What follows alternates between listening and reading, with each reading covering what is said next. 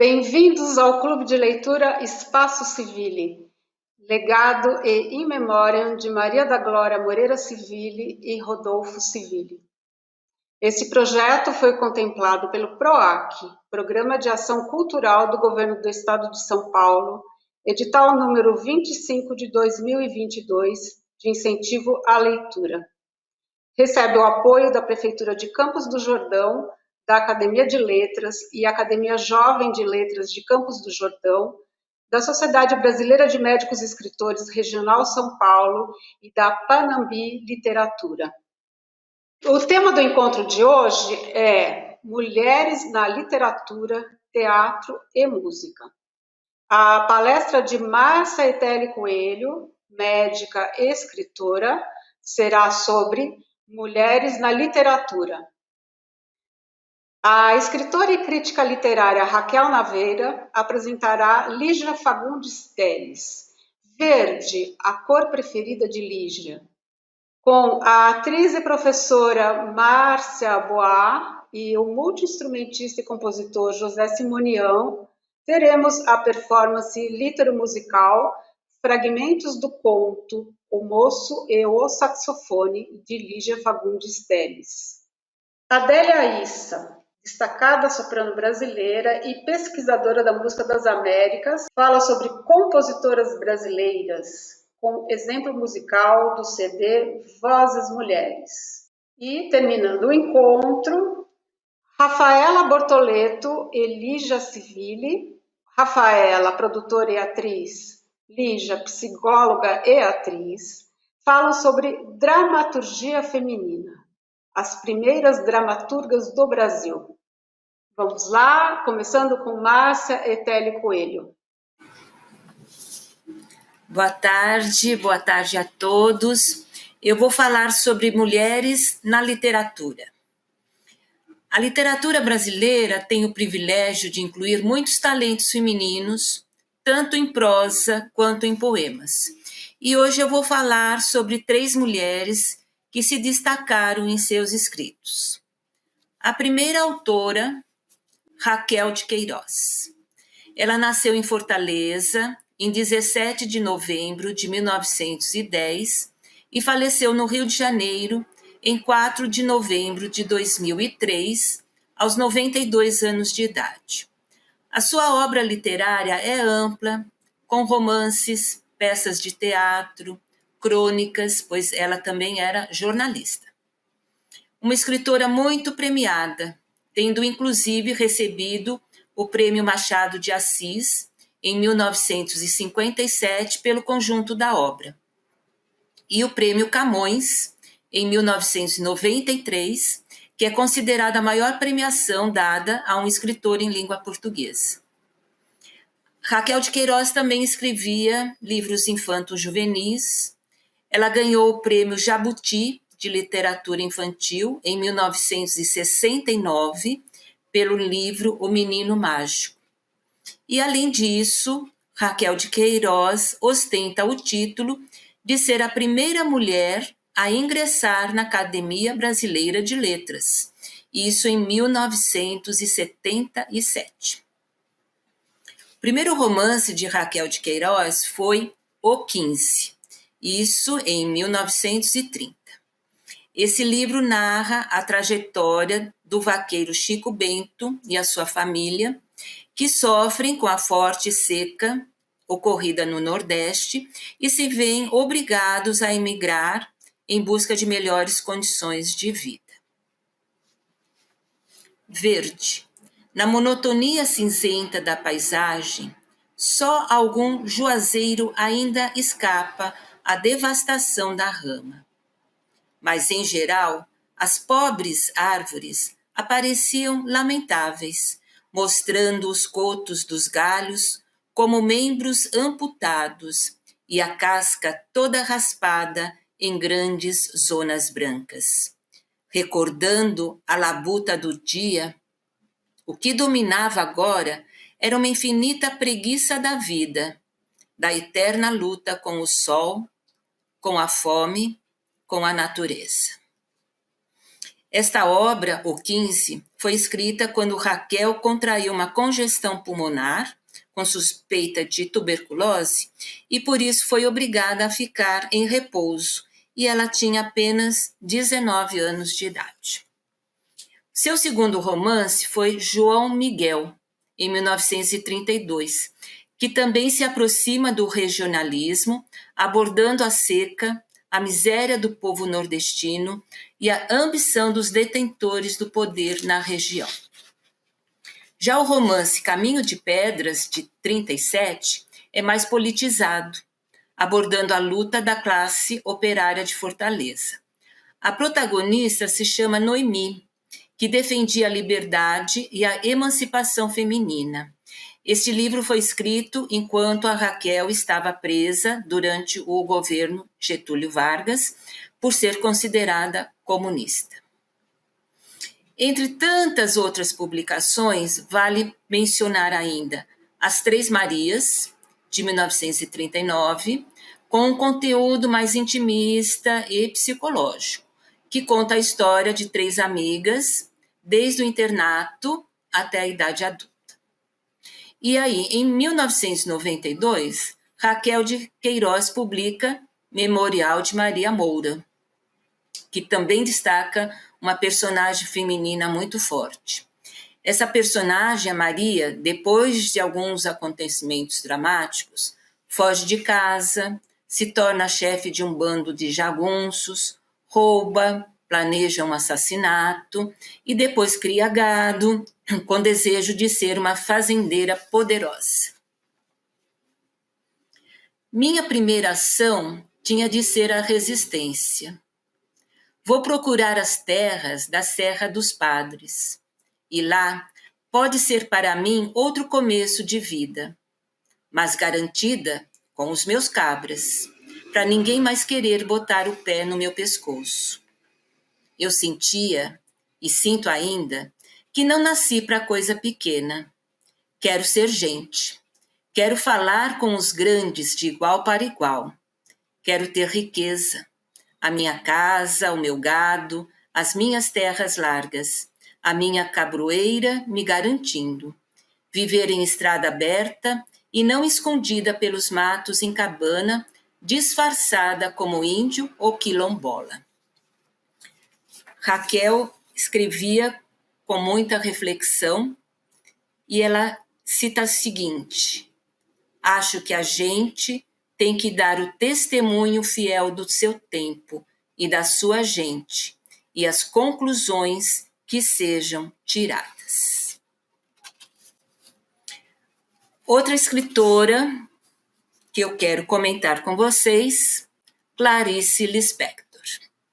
Ela nasceu em 10 de dezembro de 1920, faleceu em 9 de dezembro de 1977. Nasceu na Ucrânia.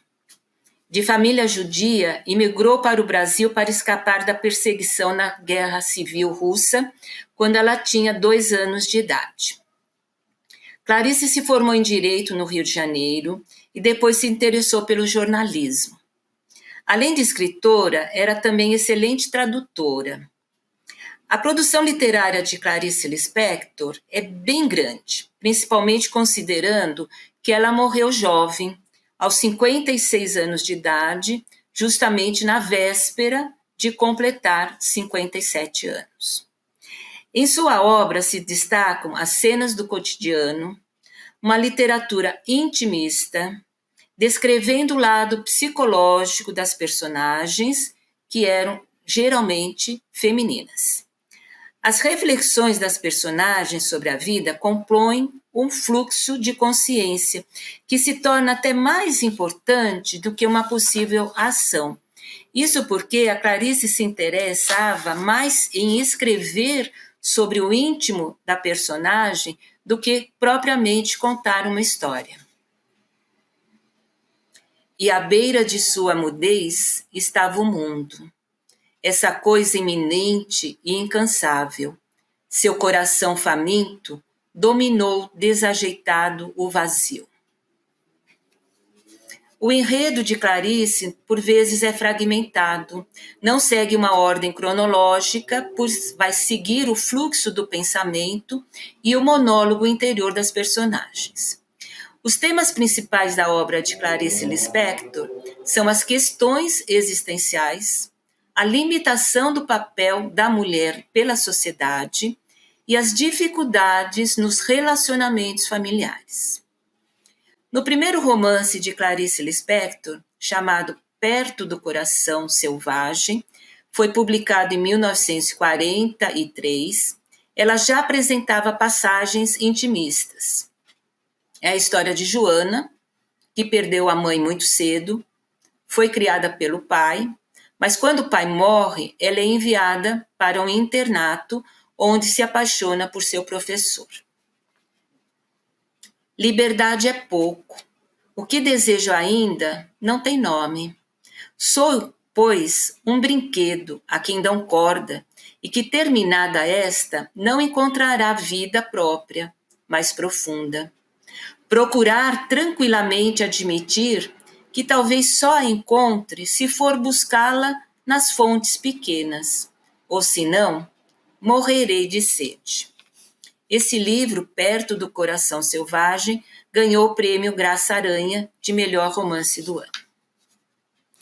Existe uma tendência autobiográfica nos escritos da Clarice Lispector, que pode ser evidenciada, por exemplo, no livro de contos Laços de Família, no livro Felicidade Clandestina, Uma Aprendizagem ou Livro dos Prazeres, e também no romance A Hora da Estrela.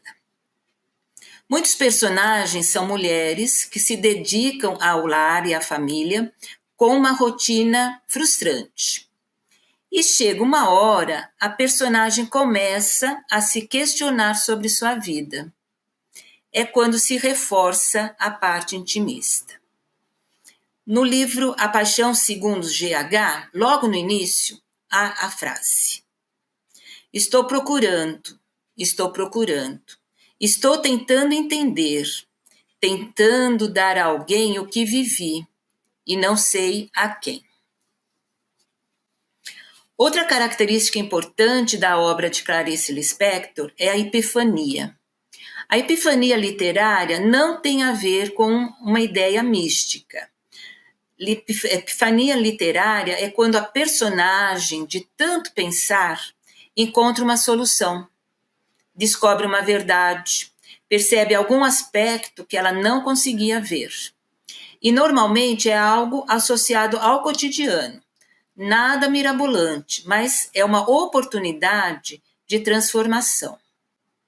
No livro Uma Aprendizagem ou O Livro dos Prazeres, há a seguinte frase: ela queria o prazer extraordinário que era tão simples de encontrar nas coisas comuns. Não era necessário que a coisa fosse extraordinária para que nela se sentisse o extraordinário.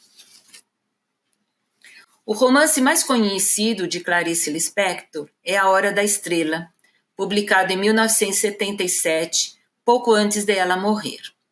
Muitas pessoas conhecem a história não pelo livro, mas pelo filme premiado da cineasta Susana Amaral, de 1985. É a história de Macabea, uma alagoana simplória, ingênua, feia, que se muda para o Rio de Janeiro, entrando em contato com uma sociedade competitiva e desleal. A minha vida, a mais verdadeira, é irreconhecível, extremamente interior e não tem uma só palavra que a signifique. A epifania aparece no final. Agarrava-se a um fiapo de consciência e repetia mentalmente sem cessar: eu sou, eu sou, eu sou. Quem era é que não sabia. Fora buscar no próprio profundo e negro âmago de si mesma o sopro de vida que Deus nos dá. Por meio das epifanias, Clarice muitas vezes faz com que a gente enxergue beleza mesmo sabendo das inquietações e asperezas da vida. E justamente pelo fato da Clarice Lispector se deter nas reflexões sobre a vida, sobre o amor, sobre a solidão, as desilusões, a sua obra contempla muitas passagens poéticas, mesmo não tendo publicado nenhum livro de poesia. E muitas das suas frases são divulgadas na internet. E como a leitura da Clarice, por vezes, é difícil, muitas pessoas conhecem Clarice Lispector não pelos seus romances e contos, mas por frases divulgadas na internet. Vou citar 3. Não se preocupe em entender. Viver ultrapassa qualquer entendimento. Se você se sente infeliz agora, tome alguma providência agora, pois só na sequência dos agoras é que você existe. A vida é para quem é corajoso o suficiente para se arriscar e humilde o bastante para aprender. Uma outra escritora que vou falar, desta vez na parte de poemas, Cecília Meirelles. Cecília Benevides de Carvalho Meirelles. Ela nasceu no Rio de Janeiro, no dia 7 de novembro de 1901, faleceu em 9 de novembro de 1964. Ela é a patronesse da cadeira 12 da Academia Cristã de Letras, cadeira que orgulhosamente eu ocupo. A Cecília era poeta, jornalista, professora, tradutora, pintora. Ela foi a primeira voz feminina de grande expressão na literatura brasileira, principalmente por suas poesias líricas, intimistas e com delicada musicalidade. O livro Viagem, de 1939, foi premiado pela Academia Brasileira de Letras. Eis um verso. Eu canto porque o instante existe e a minha vida está completa. Não sou alegre, nem sou triste. Sou poeta. Muitos poemas de Cecília Meirelles são reflexivos, abordando temas como transitoriedade da vida, o tempo, o amor, a natureza. E em Motivo da Rosa, Cecília escreveu: Vejo-te em seda e nácar, e tão de orgulho, orvalho trêmula, que penso fer, efêmera, toda a beleza em lágrimas, por ser bela e ser frágil. Cecília Meirelles também desempenhou importante papel como educadora, valorizando o princípio de liberdade e o desenvolvimento da capacidade de observação dos seus alunos.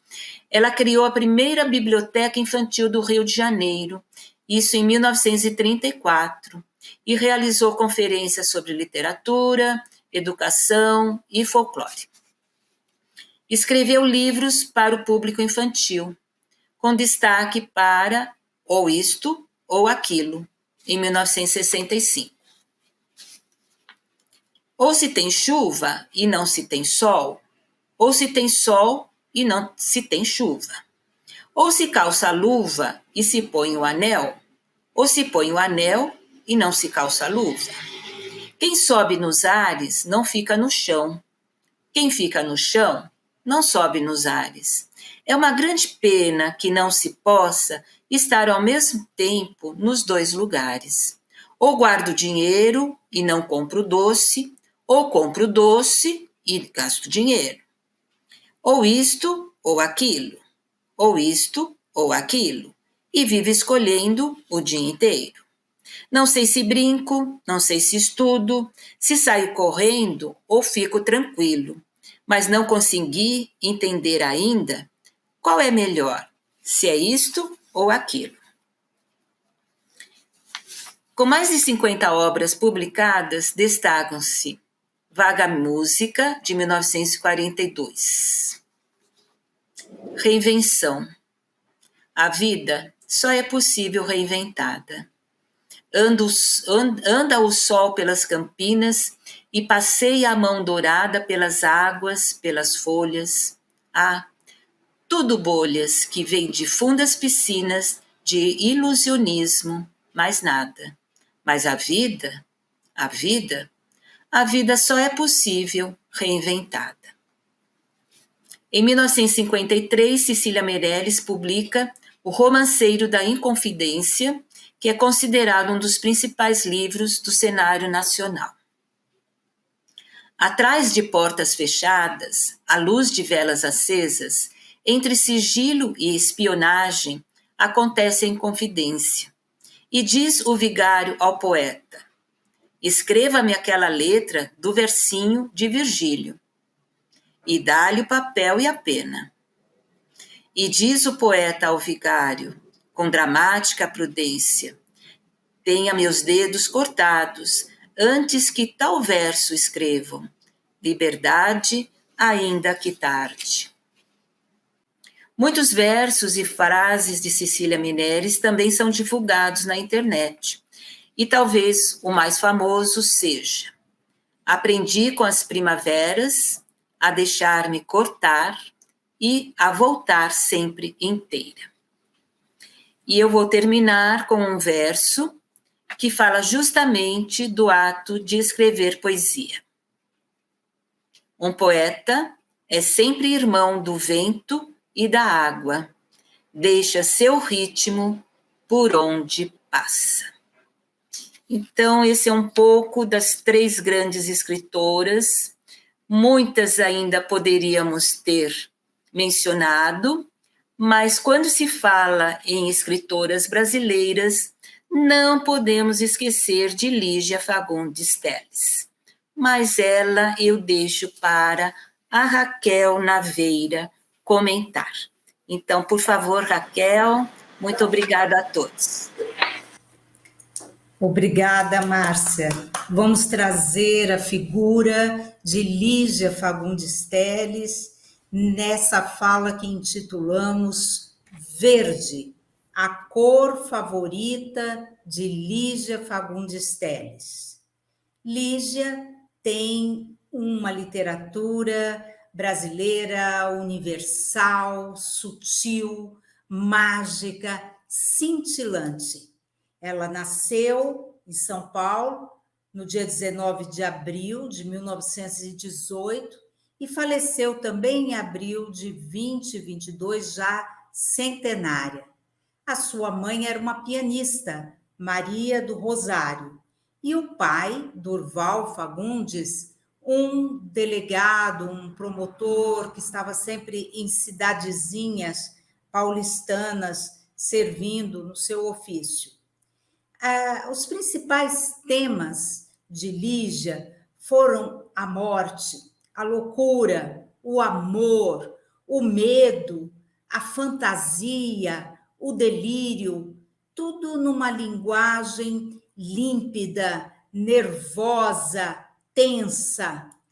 Lígia conheceu Mário de Andrade, conheceu Monteiro Lobato, uma vida dedicada a São Paulo e à cena literária e teatral.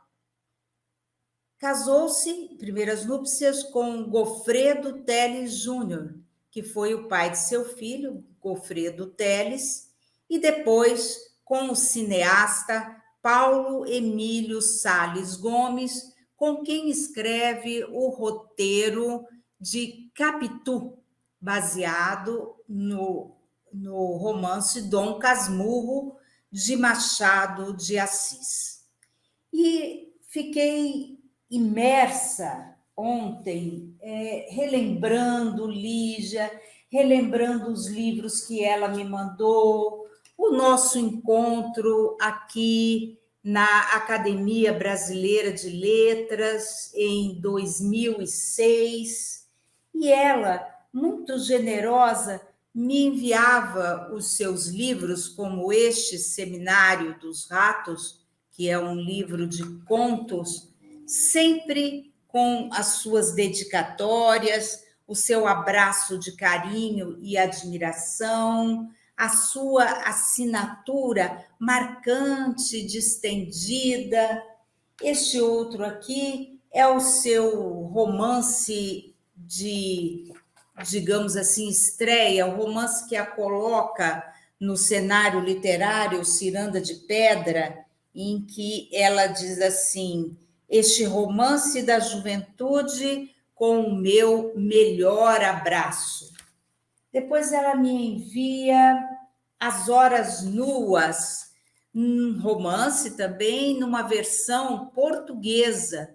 E As Horas Nuas, um romance que eu gosto muito, porque ele fala de velhice, a velhice da atriz Rosa Ambrosio, que tinha um gato chamado Raul, e esse gato é uma espécie de alter ego com quem ela conversa todo o tempo. É um livro muito, muito comovente. E o clássico Antes do Baile Verde, em que ela diz assim, são contos. Raquel Naveira, minha bela camarada de ofício, lembrança muito afetuosa, Lígia Fagundes Teres. E a Lígia, ela também gostava de me enviar, junto com os livros, assim, recortes de jornais como este, em que diz assim: você sabe o que uma famosa escritora disse para outra? Se não sabe, leia o que Clarice Lispector perguntou a Lígia Fagundes Telles. E aí ela colocava uma pequena dedicatória para a querida Raquel, da Lígia, para que eu acompanhasse.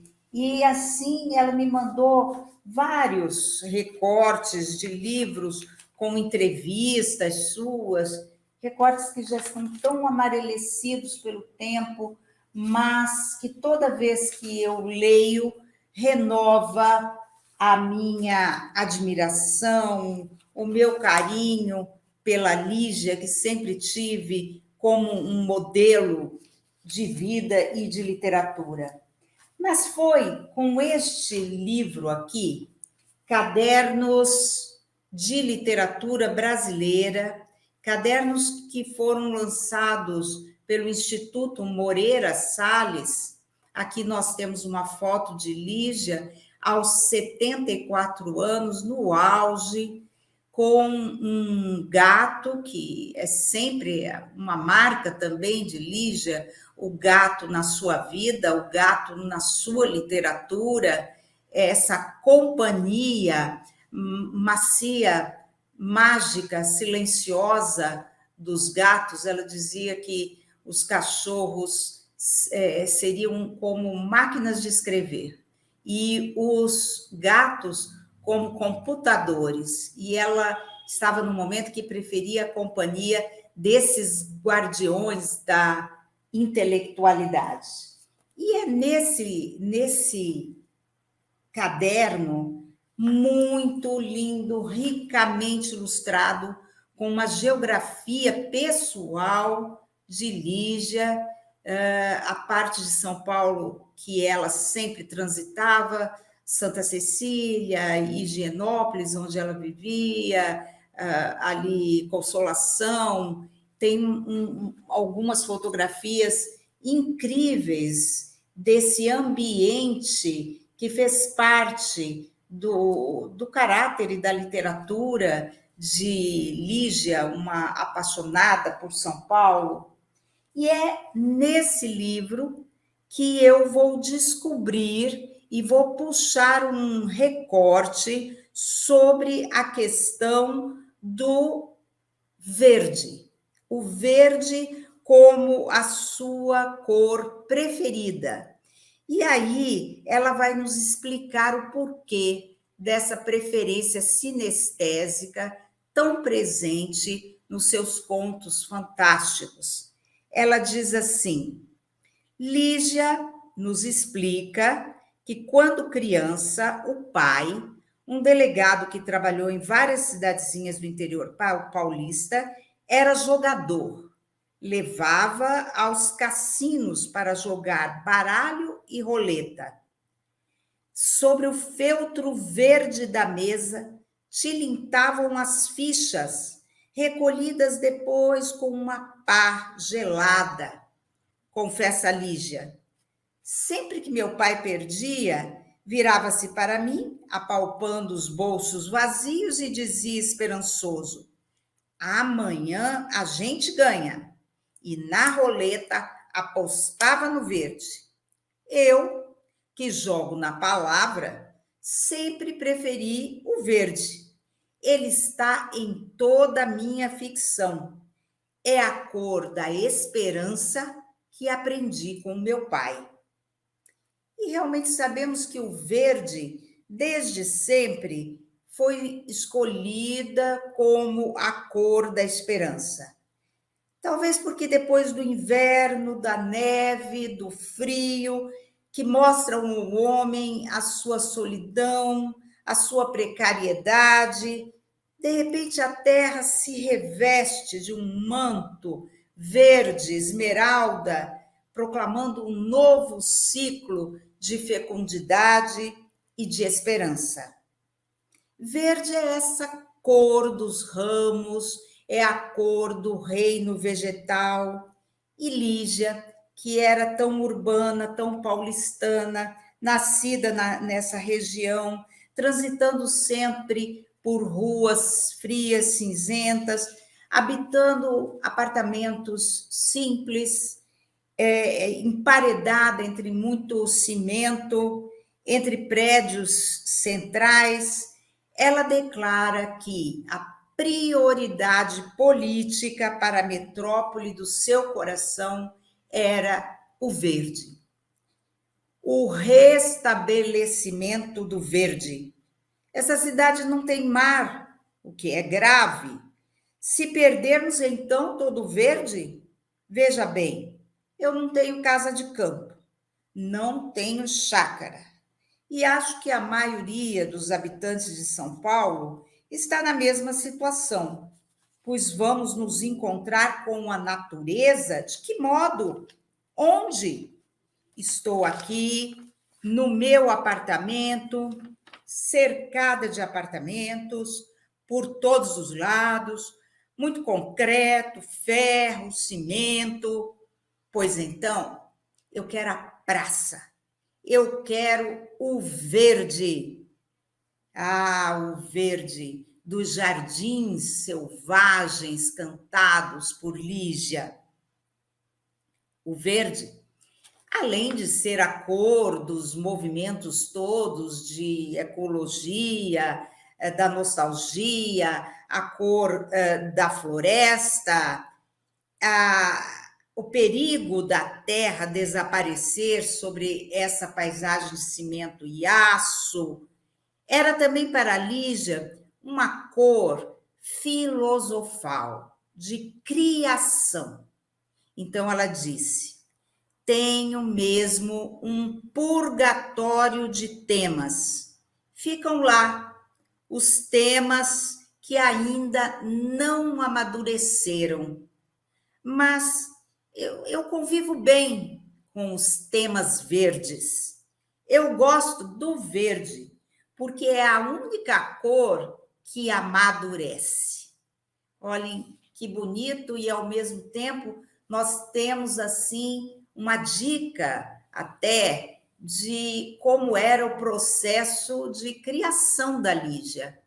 Ela colecionava temas verdes, temas que a interessavam, que tocavam na sua sensibilidade, e esperava que esses temas, de repente, amadurecessem depois de um sonho, depois de algo que servisse de leitmotiv para dar o primeiro passo para a construção de um conto. E assim, como esquecer a cor verde dos contos fantásticos de Lígia?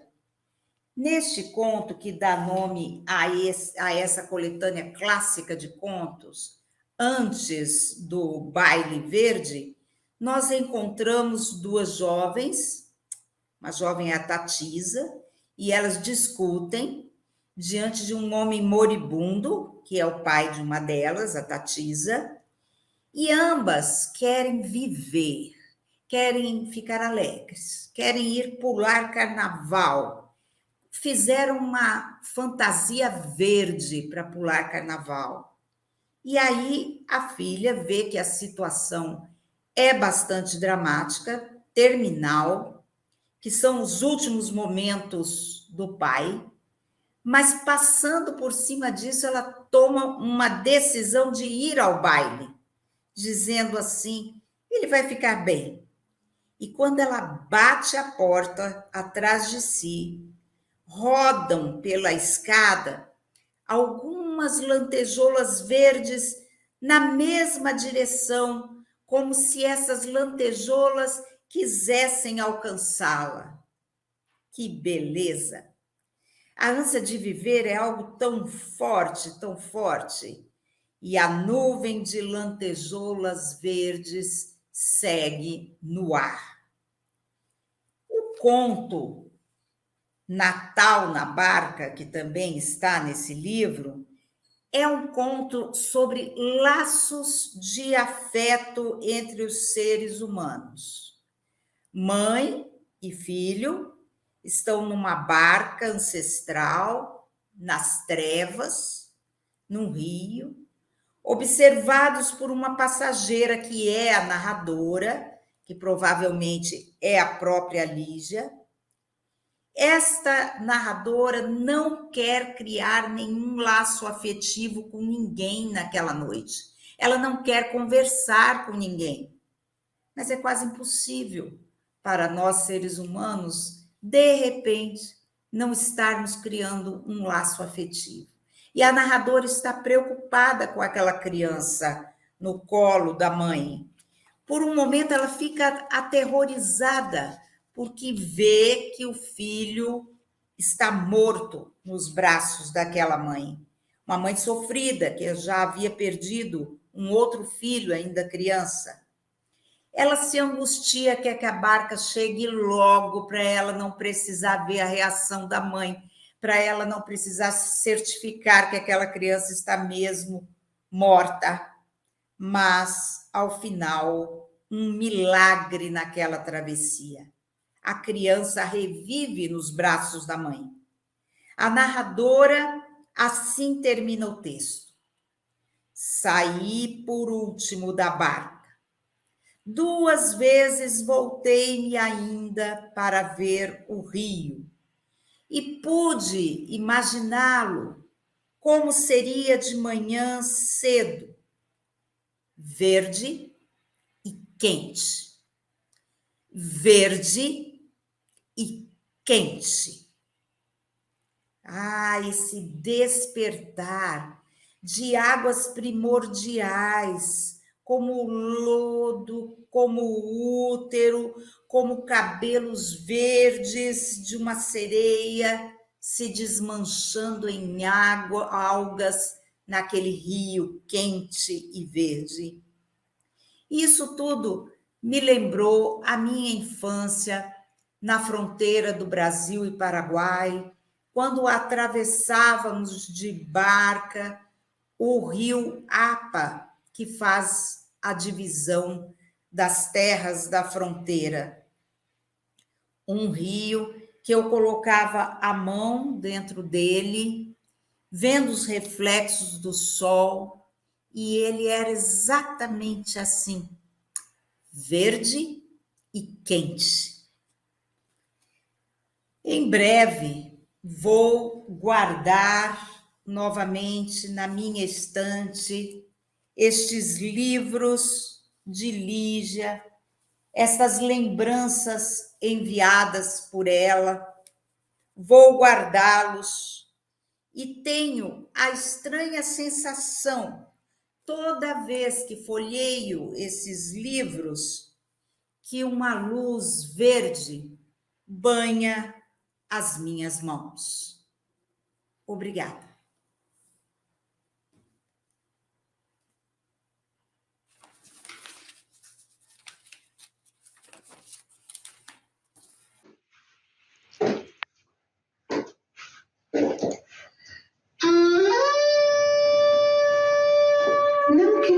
gostasse de música. Sempre gostei de ouvir tudo quanto é charanga no meu rádio de pilha, de noite na estrada, enquanto vou dando conta do recado. Mas aquele saxofone era mesmo de entortar qualquer um. Tocava bem, não discuto. O que me punha doente era um jeito assim, triste como o diabo. Acho que nunca mais vou ouvir alguém tocar saxofone como aquele cara tocava.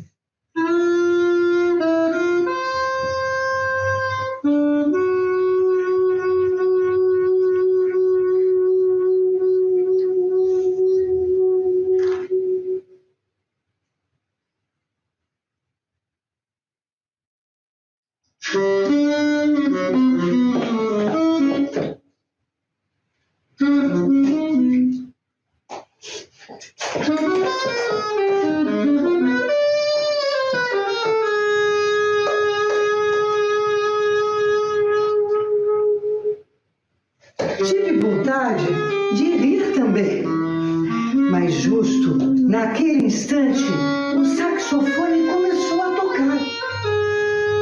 De um jeito abafado, sem fôlego, com uma boca querendo gritar, mas com uma mão tapando.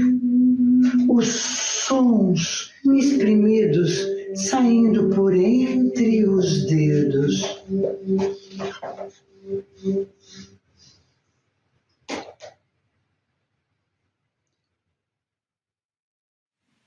Voltei às 8 em ponto. O tal James já mastigava seu bife. Na sala havia ainda um velhote de barbicha que era professor, acho que de mágica, e um anel de roupa xadrez. Mas ela não tinha chegado. Animei-me um pouco quando veio um prato de pastéis. Tenho loucura por pastéis.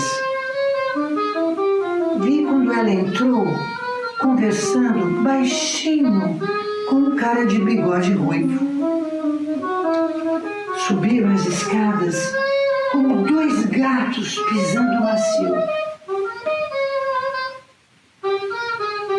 Não demorou nada e o raio do saxofone desandou a tocar.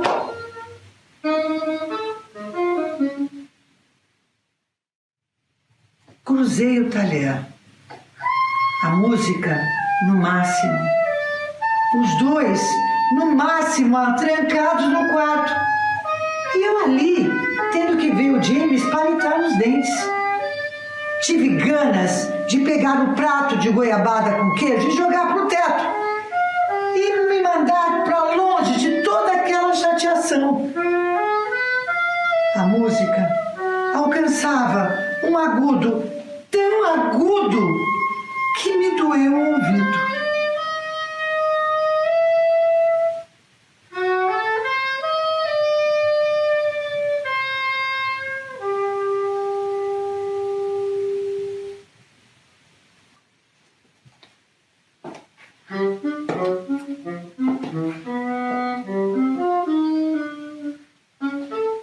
E você aceita tudo isso assim quieto?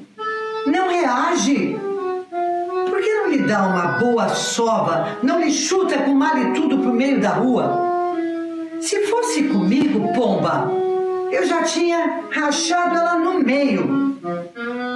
Desculpa estar me metendo, mas quer dizer que você não faz nada? Eu toco saxofone.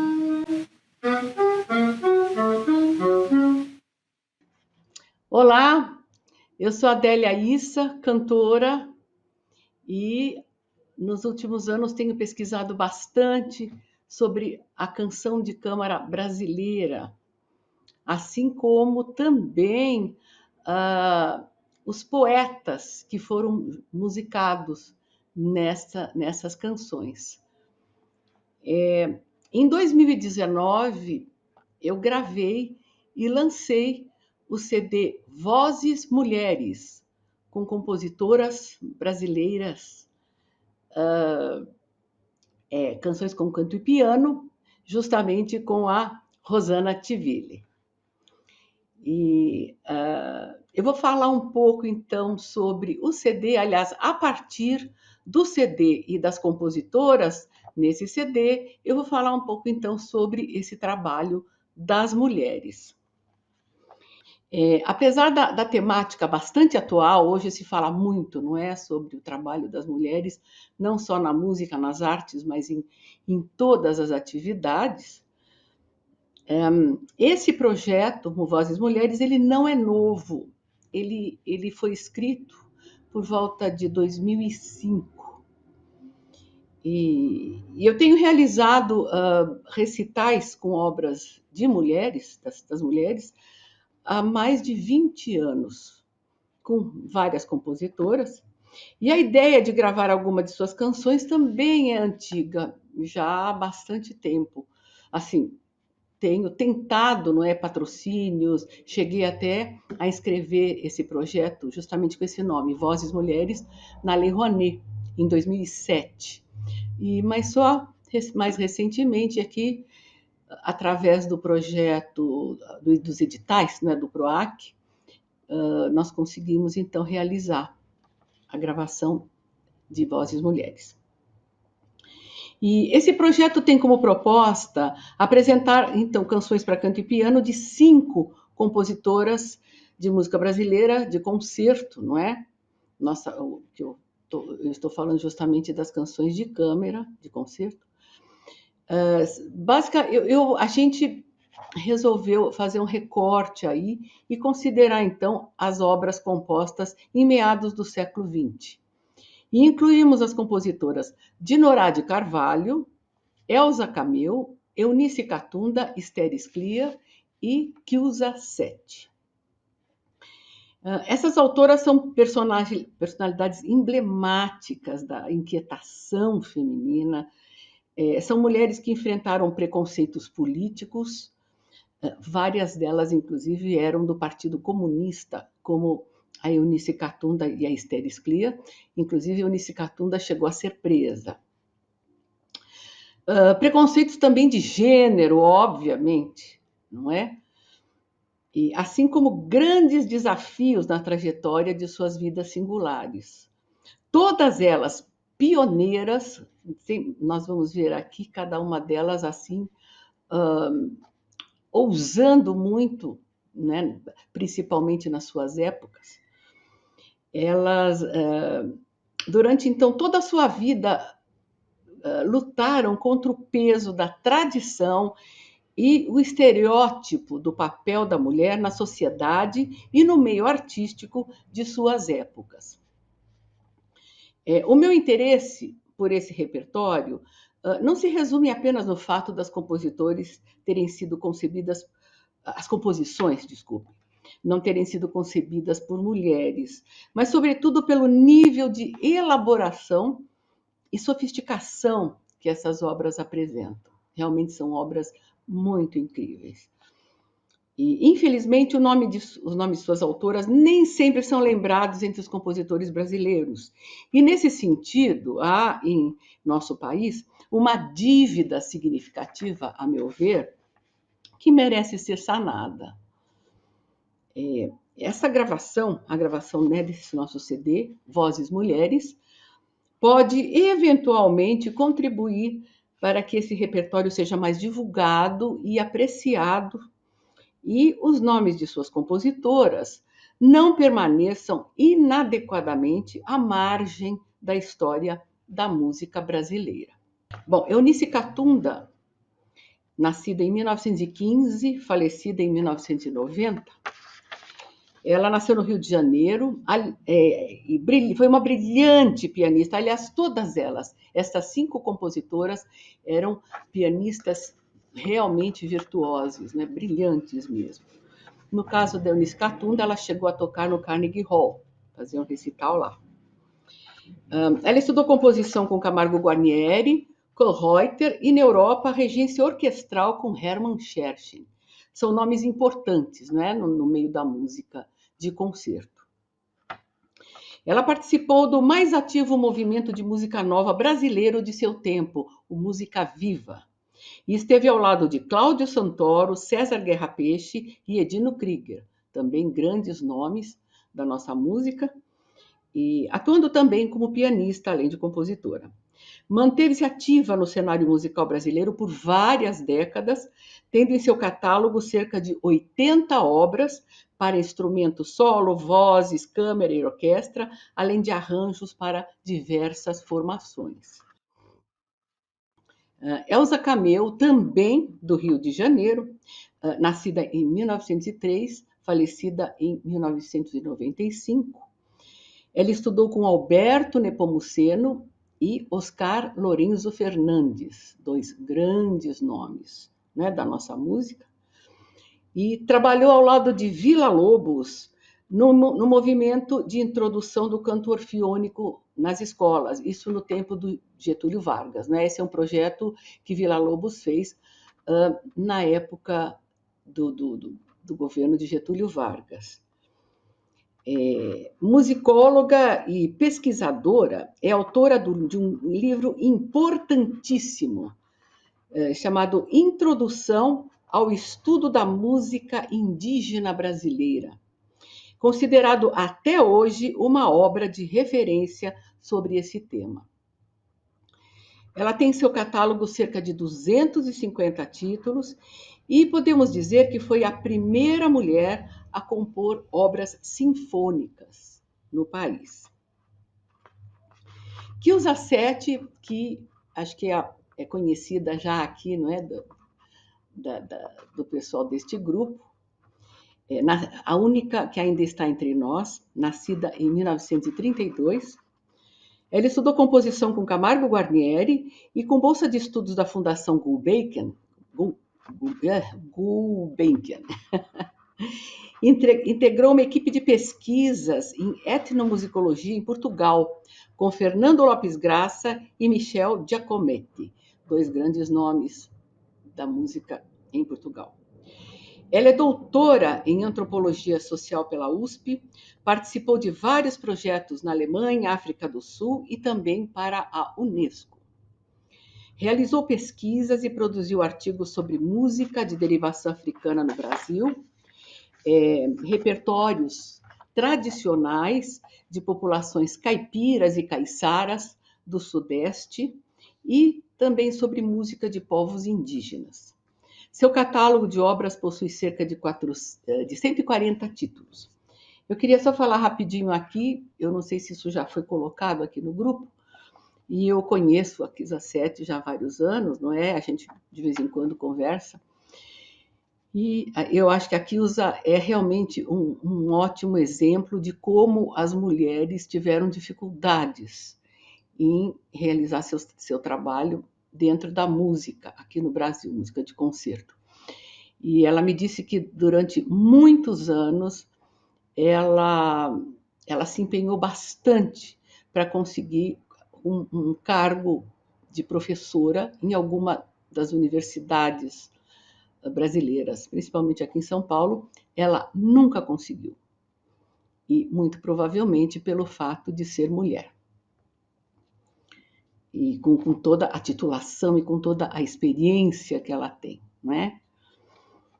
Bem, Esther Scliar, essa é uma compositora menos conhecida, porque morreu jovem, ela não tem assim tantas composições, mas foi uma pessoa extremamente ativa, principalmente na criação de uma importante metodologia de ensino, e, sobretudo, a análise musical, quer dizer, uma grande didata. Ela nasceu em Porto Alegre, em 1926, faleceu em 1978, e mudou-se para o Rio de Janeiro para estudar também com Kohlreuter, e prosseguiu seus estudos mais tarde com Hermann Scherchen, também na Europa. Também fazia parte do Partido Comunista, Esther Scliar, mas não chegou a ser presa. Agora, estou citando aqui um trecho do texto que foi escrito pela Aida Machado, que é uma das maiores professoras de música do Brasil, mora aqui em São Paulo, e foi ela que escreveu no encarte desse nosso CD sobre a Esther Scliar. Esther Scliar foi uma das personalidades mais disputadas em seu tempo no Brasil, influenciando um sem número de músicos, tanto na música de concerto quanto na música popular. E também nas vertentes composicionais e seus comprometimentos políticos, na vanguarda e na tradição. E sua produção não é, então, como eu disse, não é muito grande, né? Nós incluímos, as canções são realmente, a produção de canções é pequena, nós incluímos 2 canções nesse CD, mas são bastante interessantes. E Dinorá de Carvalho, nascida em 1895, em Uberaba, em Minas, falecida em 1980. Eu conheci Dona Dinorá, nós chamávamos, eu bem jovenzinha, quando eu comecei a estudar música, eu me lembro da Dona Dinorá chegando nos concertos, né? Sempre com algum aluno ou algum músico, assim, ela já com uma certa idade, sendo apoiada, não é? Por algum pianista, algum cantor, enfim. E ela era uma figura muito austera, assim, sabe? Eu ficava até meio assustada. Nunca conversei com ela, mas era assustada assim, imagina, de uma forma muito inocente. Mas eu me lembro bem de Dona Dinorá chegando nos teatros para as apresentações. Ela cursou o Conservatório Dramático e Musical em São Paulo e, com uma bolsa de estudos, seguiu para Paris, aperfeiçoando-se com Isidore Philipp. Depois, mais tarde, foi incentivada por Mário de Andrade a se dedicar também à composição, passando a estudar com Lamberto Baldi, que foi o professor do Camargo Guarnieri, também com o Camargo Guarnieri, entre outros professores aqui. Ela fundou e dirigiu a Orquestra Feminina de São Paulo na década de 1930, a primeira do gênero na América Latina, sendo também uma das primeiras mulheres regentes no Brasil. No catálogo de obras, a obra de Dinorá está estimada em 169 partituras, também com várias formações. Então, nós vemos que essas mulheres realmente elas têm um trabalho extremamente significativo e eu acho que, na minha opinião, acho que vale a pena continuarmos essa pesquisa sempre, não é? E depois que nós fizemos a gravação do CD com a 5, ainda continuei a pesquisar, ainda descobri mais algumas compositoras bem menos conhecidas. Quem sabe um dia, né, vamos ver, não sei, quem sabe um dia ainda eu consiga registrar ou pelo menos divulgar mais o trabalho dessas outras compositoras. Não sei se temos tempo, eu não estou controlando o tempo aqui, mas aqui nós vamos exibir um vídeo, não é? Um vídeo de uma canção da Dinorá de Carvalho. Mas, esse CD nosso, várias das canções apresentam também poemas de mulheres, não é? Aqui nós temos da Elza Camil, nós temos Flor Bela Espanca, não é brasileira, mas importante, Helena Collodi, Kilza Sete, Susana de Campos e Hilda Hilst, e infelizmente, nós gostaríamos de ter incluído algumas canções de outras compositoras com poemas de Cecília Meirelles, que também foi bastante musicada, mas nós temos problemas terríveis com relação a direitos autorais da Cecília Meirelles, então não conseguimos incluir. O Fogo, poema de Paulo Bonfim, então um homem aqui convidado, não é? Um homem atuando como nosso convidado aqui para essa canção. Ele nasceu em 1926, faleceu agora recentemente, em 2019. É um importante poeta paulista da chamada geração 45, geração de 45, que no Brasil se formou lendo principalmente Rilke, Apollinaire, Pound, Fernando Pessoa e Garcia Lorca. O Fogo é um dos 4 poemas do ciclo sobre os elementos, que inclui a água, o ar e a terra. Nele, a palavra salamandra, repetida como um chamado ou mesmo um mantra, faz referência ao elemental que representa o poder do fogo que destrói e reconstrói. Eu vou ler rapidinho aqui o poema. Espero que vocês entendam na canção, acredito que entendam sim as palavras, mas é um poema muito interessante. Fome dourada, salamandra. Punhal de prata, salamandra. Grito vermelho, salamandra. Alma da terra, salamandra. Mãos dos oráculos, salamandra. Somos a chama, salamandra.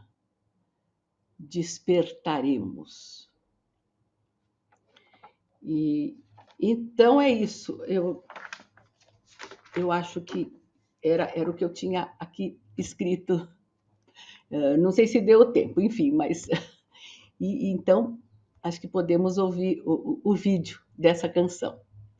Obrigada.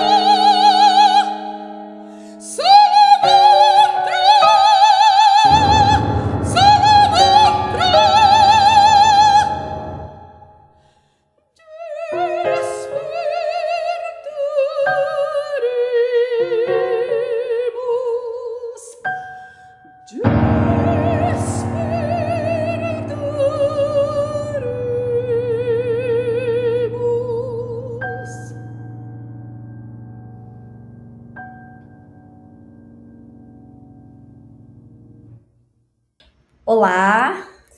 Começaremos a leitura de hoje com uma apresentação sobre o nome de nossa companhia. É Esquecida. No dicionário, esquecida é o mesmo que abandonada, desprezada, ignorada, posposta.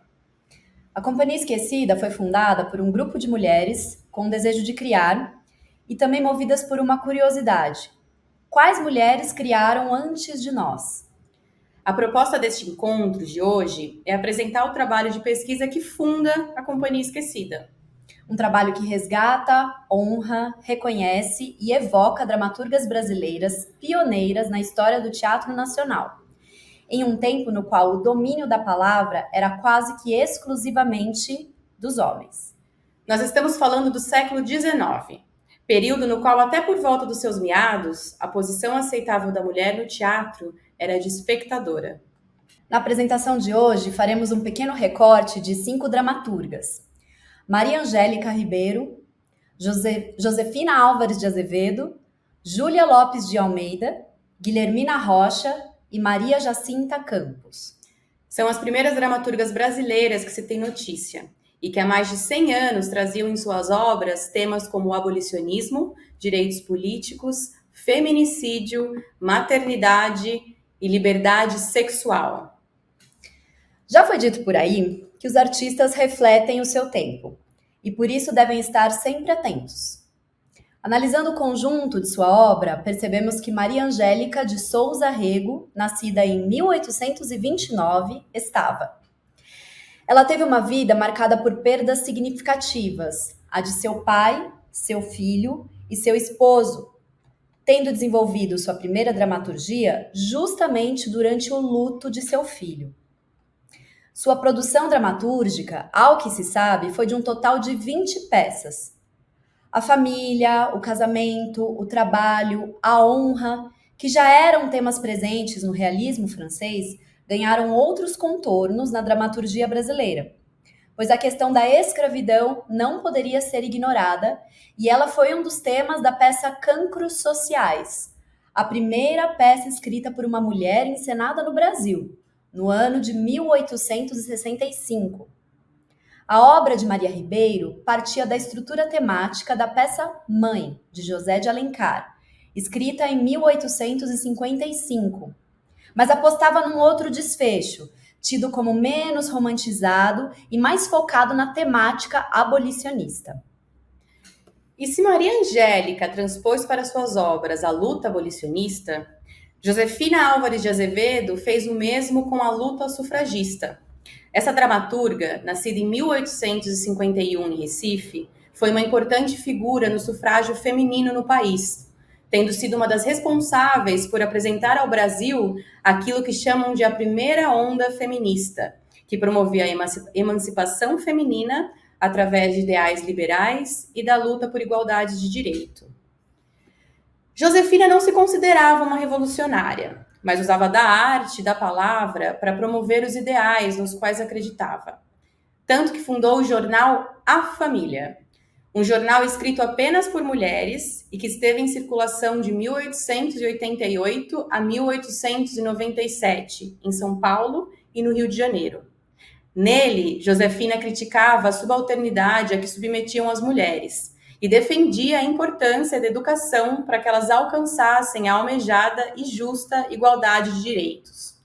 Sua incursão na dramaturgia, e única peça da autora que se tem notícia, foi uma comédia musical muito audaciosa, escrita em 1890 e que trouxe explícito no título o seu principal objetivo: o voto feminino.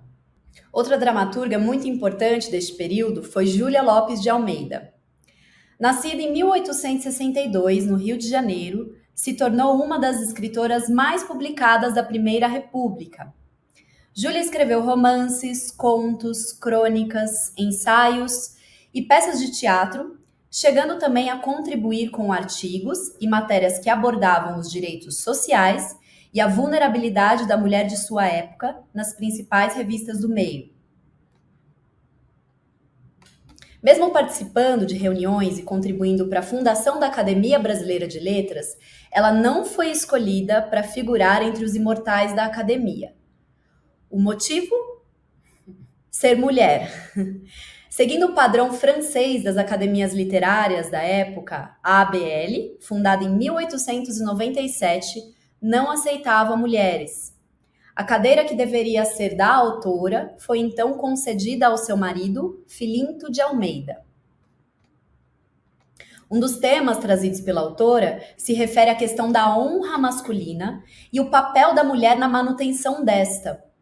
que poderia até mesmo ter a própria vida sacrificada, como na peça Quem Não Perdoa, escrita em 1907 e que leremos posteriormente. A diferença quanto ao olhar da sociedade frente ao adultério feminino em comparação ao adultério masculino também foi um tema trazido por outra dramaturga, Guilhermina Rocha. Esta questão aparece nas peças Volúpia e O Dominó Negro. Volúpia foi escrita no Rio de Janeiro no início do século XX, em meio à ebulição social gerada por uma onda de assassinatos contra mulheres. A peça retrata a polêmica em torno dos crimes passionais, na época também referidos como crimes da paixão. Pouco se sabe sobre a vida da Guilhermina Rocha. Os registros indicam que ela nasceu em Santana do Livramento, Rio Grande do Sul, em 1884, e que se mudou posteriormente para o Rio de Janeiro, onde viveu até a sua morte, em 1938. Não temos informações sobre a família de origem dela ou sobre sua vida pessoal. O que se sabe é que por volta dos 19 anos, ela ingressou nos meios teatrais cariocas como atriz amadora, passando a atuar profissionalmente a partir do ano seguinte. Foi tradutora, dramaturga, escreveu sobre feminicídio, alcoolismo, saúde pública, produziu inúmeras peças e então largou os palcos e tornou-se médica. Por fim, para encerrar esse quinteto, que foi um pequeno recorte de um trecho do nosso passado que precisa ser resgatado e compartilhado. Afinal, uma mulher escrever e falar sobre si era e é quase um ato de rebeldia, quando quem detinha e detém o poder na narrativa segue sendo o homem branco, eurocentrado e de classe média alta. Maria Jacinta Trovão da Costa Campos. Nasceu em 1906, foi dramaturga, professora, crítica, produtora, diretora, dona de uma companhia de teatro. Enfim, uma mulher do teatro, numa área que sempre foi dominada por homens. Com uma vasta produção dramatúrgica, fez parte da renovação do teatro brasileiro. Suas peças têm sempre protagonistas femininas, mulheres livres, independentes e que escolhem realizar e viver seus sonhos das formas que lhes convém, mesmo que sejam contra o que é defendido pelas instituições. Talvez um pouco feministas, também.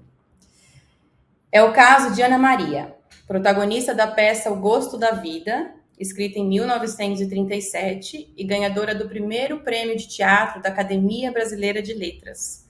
Na peça, Ana Maria relaciona-se com dois homens, Túlio, por quem se apaixona, e Carlos, amigo íntimo de sua família. Ana Maria muda-se para a casa de Túlio, sem oficializar qualquer casamento. Ato inadmissível para a época. Após um tempo, a relação termina e Ana Maria fica noiva de Carlos. A cena que leremos em seguida é a penúltima da peça. É uma conversa entre a protagonista e a sua tia Vera. Nessa cena, Túlio voltou, pediu perdão a Ana Maria e Carlos, percebendo quais eram os sentimentos de sua noiva, rompe o compromisso entre eles para que ela retome o antigo namoro.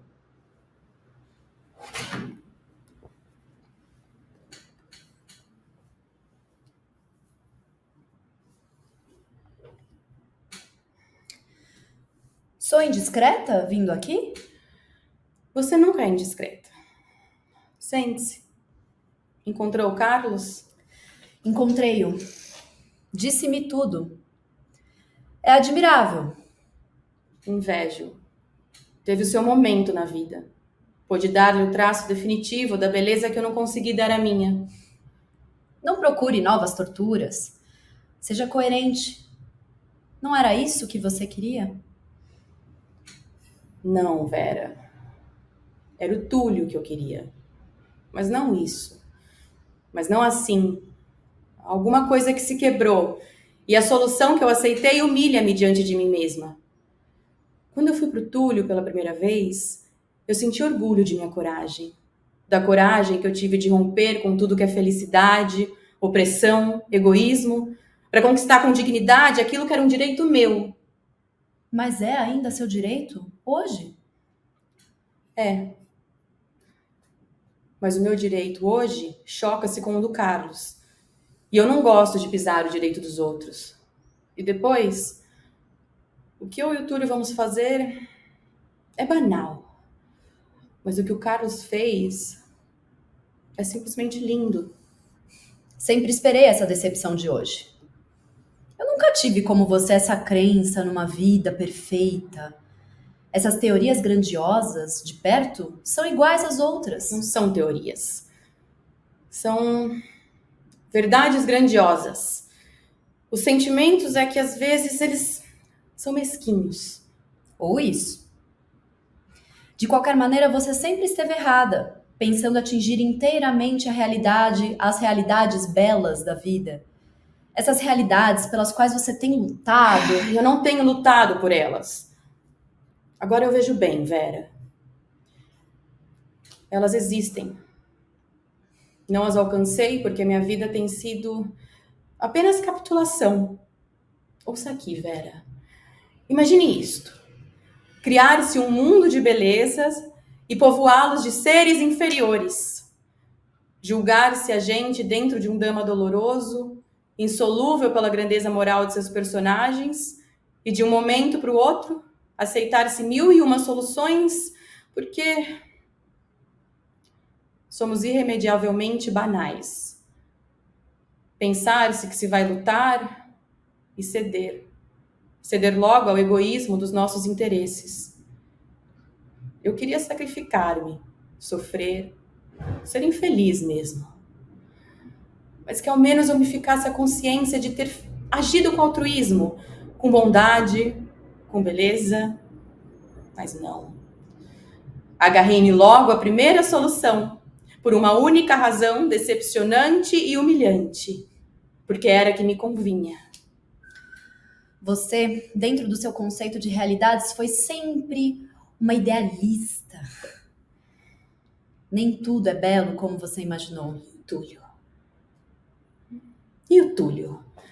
Tanta compreensão da vida, tanta superioridade sobre os outros, para no fim vir a mim por uma razão que tocaria a qualquer homem banal, o estímulo da concorrência.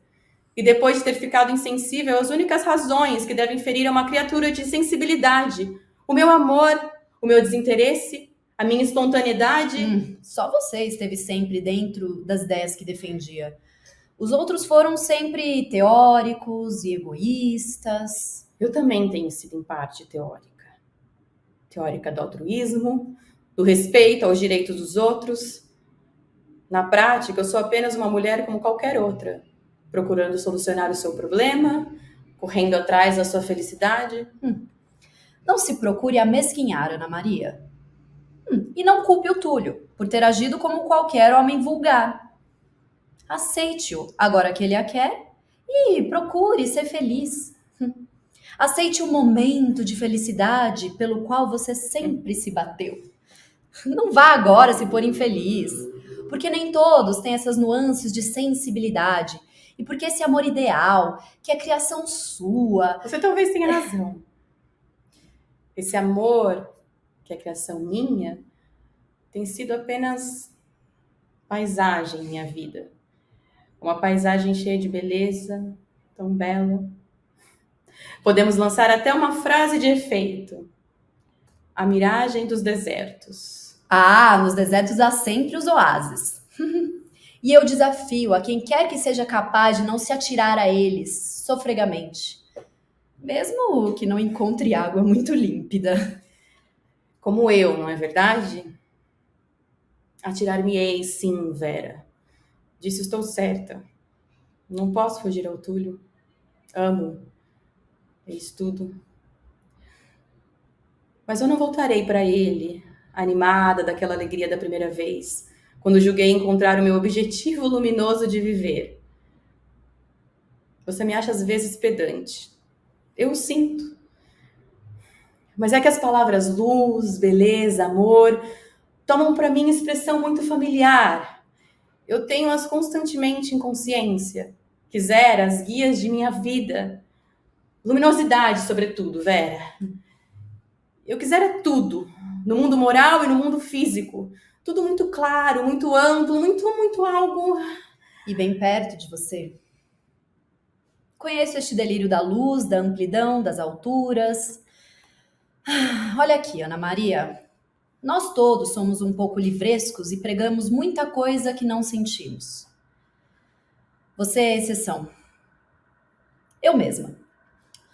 Você sabe como prego a liberdade, como me revolto contra o constrangimento do casamento, como anuncio a minha liberalidade quanto ao meu marido. Pois tudo teoria. Na prática, sou igualzinha a todas. Ontem, por exemplo, surpreendi o Fernando, creio que em flirt com uma vizinha. Fiz-lhe uma cena memorável. Recriminei-o, lancei-lhe no rosto as minhas qualidades, o meu amor, os meus hipotéticos sacrifícios e acabei, como é clássico, chorando, chorando vergonhosamente. E já se reconciliaram? Ainda não. Ele está preocupado. Você compreende? Convém fazer-me difícil. É também clássico. Uma vitória de O Povo. Proibida a representação da imoral comédia O Gosto da Vida, registramos hoje, aqui, com grande prazer, a notícia de que a Companhia de Comédias Jaime Costa, subvencionada pela Comissão de Teatro do Ministério da Educação e que está ocupando atualmente o Teatro Municipal João Caetano de Niterói, foi proibida de representar a comédia imprópria para menores e senhoritas. E, mais do que isso, imoralíssima. O Gosto da Vida, da senhora Maria Jacinta, figura de destaque da sociedade fluminense, sem que tivesse nenhuma prevenção contra o diretor do conjunto ou contra a autora da peça, foi O Povo, o primeiro jornal a levantar seu veemente protesto contra a representação de O Gosto da Vida. Em vista de ser um trabalho considerado atentatório à moral e aos bons costumes, pela propaganda que faz do amor em liberdade, da dissolução dos elos da família, da licenciosidade amorosa. Por isso mesmo, não queremos considerar essa vitória como sendo apenas do O Povo. Se há algum triunfo nessa medida tomada pelas autoridades competentes, ele pertence à própria família brasileira, com a qual querem se divertir certos intelectuais mal orientados. A polícia, desta vez, soube cumprir o seu dever, mostrando a distância que separa o Brasil da União Soviética. O Povo, 1937. Agora leremos um trecho de Quem Não Perdoa, escrita por Júlia Lopes de Almeida em 1907. Na trama, Elvira é uma mulher de meia-idade, viúva há muitos anos, que reside com a filha Hilda, jovem professora, que em meio aos sacrifícios financeiros que vê a mãe realizar, noticia que se casará com o engenheiro promissor Gustavo Ribas. Elvira faz o futuro genro prometer que cuidaria de Hilda e não deixaria que a relação entre elas fosse prejudicada. Gustavo e Hilda se casam, vivem juntos por anos. E após ele presenciar um beijo que a esposa troca com um rapaz por quem vinha nutrindo afetos, a mata. Chega a ser punido, mas tem a prisão encurtada e o retorno ao seu meio social é celebrado. Elvira então busca algo que se pudesse nomear como justiça. A cena que leremos é o desfecho da peça. Gustavo passeia pela sala, mexe em alguns objetos maquinalmente. A cena vai escurecendo. Gustavo senta-se no fim do divã, com o olhar no vácuo, o rosto pensativo. Entra Dona Elvira de luto, roupas modestas. Vem devagar, com os olhos no genro, que não se move, estarrecido, com as mãos apoiadas no divã e a atitude de grande espanto, como se visse um fantasma. Aproximando-se dele, Dona Elvira continua de pé. Olhe bem para mim. Veja se reconhece nesta mulher Aquela a quem o senhor há 12 anos fez uma promessa de honra que não deveria ter esquecido. Lembra-se? Prometeu que por nada deste mundo me separaria da minha filha. Eu tinha lhe contado tudo. Tudo, tudo. Virado pelo avesso à minha alma. Narrado as misérias da minha viuvez, o heroísmo da minha maternidade, numa exposição dolorosa, em que pensei ter esgotado toda a minha energia. Lembra-se? Diga! Lembro-me. Disse-lhe que o meu olhar vigiaria a felicidade de minha filha, como um cão de fila vigia a casa de seu dono. Disse-lhe que no meio da minha miséria, eu era feliz, porque a minha Hilda era minha. E o senhor jurou-me que não me a roubaria. E o senhor jurou-me que seriam os dedos de minha filha que me haviam de cerrar as pálpebras para o último sono. E o senhor jurou-me que respeitaria o meu direito de ser amada e ser feliz. O senhor jurou tudo. Jurou. Jurou. Jurou. Para quê? Para faltar como um cão covardemente a todas as promessas. Para arrancar-me dos braços a filha que eu tantas vezes salvei da morte. E o senhor é que é um homem de bem. E o senhor é aclamado pelos próprios maridos das suas antigas amantes. E à sua casa vêm meninas e mães sem pudor cantar canções para espantar fantasmas. O fantasma de Hilda. Basta! Não, não basta. Eu quero que saiba que se todos o absolveram, quem não perdoa sou eu. Gustavo levanta-se. Dona Elvira mata-o com um punhal que tira da cintura. Ele cai sobre o divã e ela corre à janela. Abre o reposteiro com um gesto violento e grita para fora com toda a voz. Matei um homem. Matei um homem honrado. Matei um homem de bem.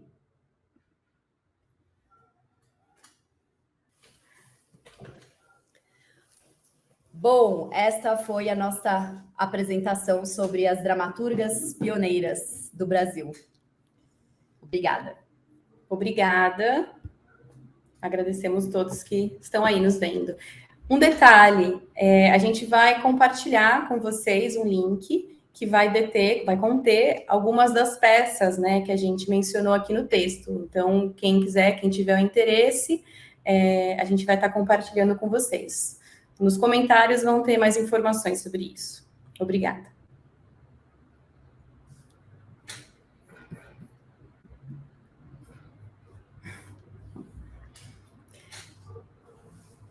Agradeço a apresentação de todas, foram maravilhosas. Eu queria abrir para nossos comentários e discussão. Quem gostaria de falar primeiro, por favor? Adélia. Olha, eu gostaria de parabenizar essa apresentação da Rafaela e da Lígia. Achei incrível, eu realmente não conhecia essas dramaturgas enfim, eu vou procurar mais agora sobre elas e vou tentar ler. E elas maravilhosas, atrizes incríveis, parabéns mesmo. Adélia, obrigada. Nós disponibilizaremos as peças, então acho que fica mais bacana para você conhecê-las. E acho que vou puxar um gancho aqui, se me permitem. Algo que a gente queria trazer é que há mais de um século, né, elas existiram, né, ali no final do século XIX, né, meados do século XIX, e muitas dessas temáticas, elas ainda estão presentes em várias obras, em várias peças, e são discussões atemporais, né? Então, a Maria Ribeiro, né, falando sobre o abolicionismo, aí a gente se questiona, realmente não existe mais trabalho escravo no Brasil? Josefina Álvares de Azevedo, que lutou para que as mulheres votassem E aí nós nos perguntamos qual é a participação política hoje das mulheres. Ela existe, mas ainda precisa, né, ser mais desenvolvida.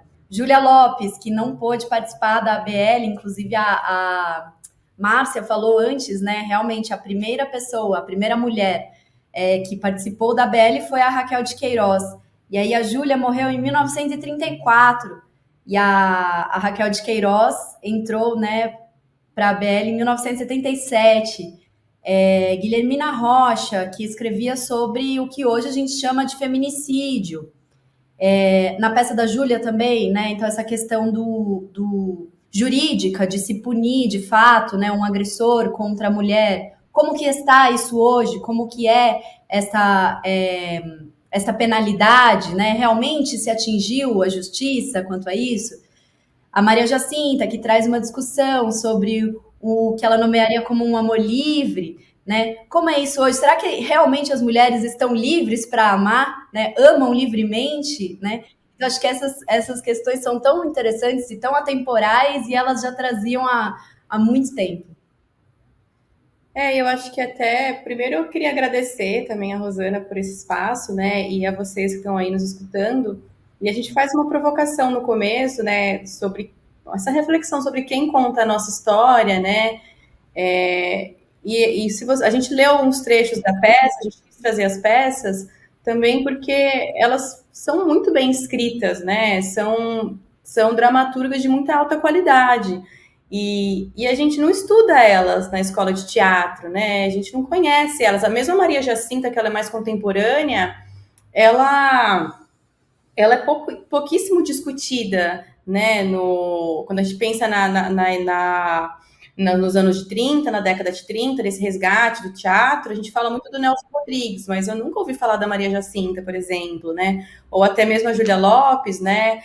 Que é isso, ela fundou a ABL, né? Então, é quase como também uma tarefa, né? Uma responsabilidade nossa fazer esse resgate e encontrar caminhos para que essas mulheres, né, que são, né, frisando que é um pequeno recorte, né? Existem inúmeras outras, né? Para que elas sejam contemporâneas, né? E para que novos estudantes de teatro ou apaixonados pelo teatro falem sobre elas, estudem elas, né? Porque elas não deixam nada a desejar em termos de qualidade, né? São excelentes escritoras.